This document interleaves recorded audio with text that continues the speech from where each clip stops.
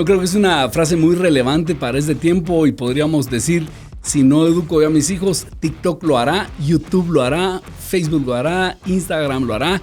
Creo que es algo muy relevante y que debe hacernos despertar a los padres a la necesidad de ser intencionales en educar a nuestros hijos. Así es, yo estoy completamente de acuerdo. Alguien más lo va a hacer, cualquier red social, la televisión, en donde estemos, aún el colegio, la escuela lo va a hacer si nosotros no nos involucramos. Así que es el momento donde cada uno de nosotros tiene que reflexionar también qué está enseñando. Pero no solo se trata de decir, bueno, yo lo voy a hacer, sino también qué voy a enseñar, a la luz de qué, y en este caso, pues nosotros diríamos a la luz de la palabra. Cuando nosotros dejamos ese espacio, hay la cultura, por ejemplo, y el entorno que nos rodea, no está esperando pedir permiso, sino que entra y le da la información, y generalmente va a ser una información equivocada o por lo menos incompleta. Ahora bien, los hijos realmente están ansiosos, son como una esponja que quieren aprender. Y entonces si uno no llena ese vacío, alguien más lo va a llenar. Y ese alguien puede ser amigos del vecindario, amigos del colegio, otras personas que a lo mejor no tienen nuestros mismos valores, nuestros mismos principios, y eso va a afectar. Nuestras nuevas generaciones están inundadas en un mar de información. Y es nuestra función como padres orientarlos a discriminar la información. Va a ser inevitable que ellos se expongan a muchas fuentes, pero pueden tener nuestra voz de autoridad indicándoles esto es lo correcto y esto, aunque lo hayas visto, es incorrecto.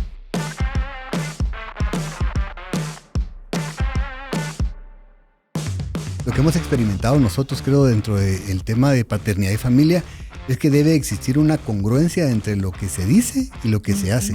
Y es algo que es intangible e invisible, pero no hay peso en las palabras cuando estamos diciendo algo que nosotros mismos no estamos dispuestos a cumplir. Si somos congruentes, nuestra autoridad en casa incrementa porque le da el peso, ya no solo es un conocimiento vacío, sino le da el peso de nuestra acción detrás de las palabras. ¿Por qué razón voy a obedecer algo que mi papá o que mi mamá me está pidiendo y ellos no lo están ejemplificando, no lo están actuando? Entonces, para ellos llega a ser una falsedad. Pueden pensar que lo que tú les estás transmitiendo como padre, como madre, viene a ser un legalismo. Y lo que es peor, ellos vienen a pensar que su vida va a ser actuar por conveniencia propia.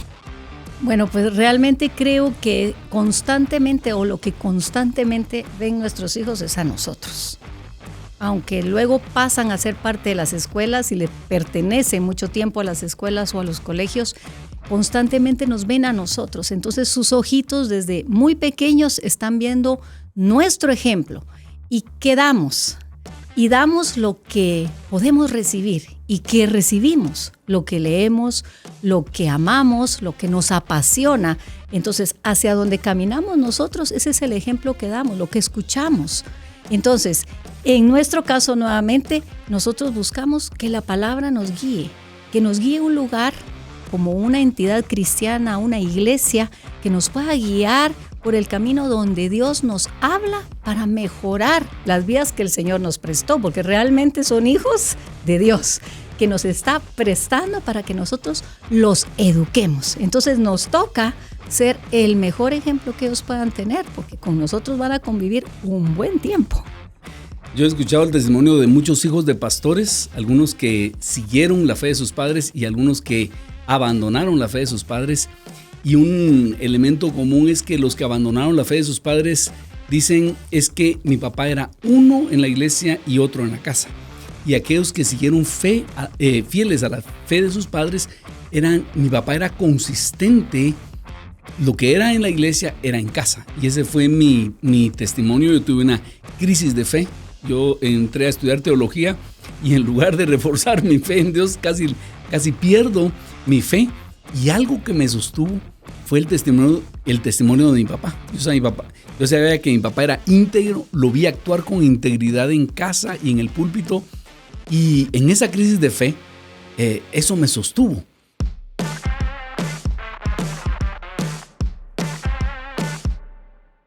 muchas veces nos vamos por uno de los dos extremos. A veces pensamos que es únicamente una responsabilidad y a veces creemos que únicamente es un privilegio, pero son las dos cosas. Somos responsables definitivamente, pero tenemos el privilegio de hacerlo y creo que cambia completamente la forma de hacerlo cuando entendemos esto. Para que ustedes tengan una idea, nosotros tenemos ya una hija de 29 años, un hijo de 25 y una hija de 22 años. Y es diferente la enseñanza que uno le da cuando ellos eran pequeños a la que le tenemos que dar hoy en día. Cuando son pequeños, uno realmente puede dedicarse el tiempo a enseñar y a dar una clase, dar una lección, y ellos la van a percibir muy bien y la van a asimilar muy bien. Pero en el caso de cuando ya son adolescentes y son jóvenes, realmente nuestra función tiene que ser de un consejero.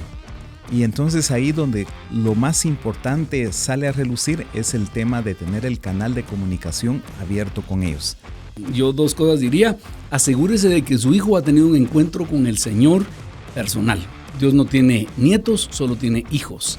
Otra cosa que me he dado cuenta en los padres es que con los primeros hijos estamos muy alertas en que reciban a Cristo y luego a los pequeños los descuidamos. En el no se rindan, tenemos que repetir con los pequeños las mismas historias y guiarlos por el mismo camino. Como decía el apóstol Pablo, a mí no me es molesto repetiros las mismas cosas y para vosotros es seguro. Yo quisiera agregar dos cosas muy prácticas. Uno es formarnos e informarnos. Lo que ustedes y nosotros estamos haciendo esta mañana es exactamente eso. Necesitamos información para formarnos y tomar un criterio respecto a lo que está sucediendo en el mundo. Y lo segundo es buscar una pareja de padres que nos lleven algún tiempo, que nosotros veamos a sus hijos y digamos, estos son los hijos que yo deseo, y buscar de una manera mentores que nos ayuden a marcar ese plan y ejecutarlo.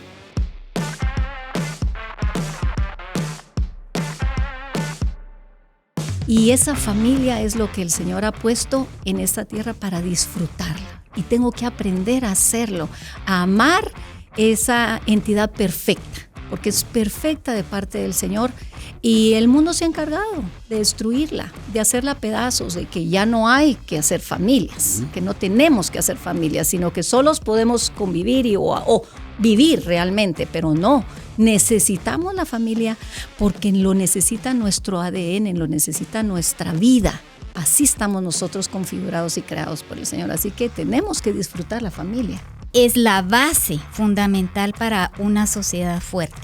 ¿Por qué decimos esto? Porque ahí es donde los hijos aprenden de muchas maneras desde pequeñitos su desarrollo integral en su forma emocional, intelectual, espiritual.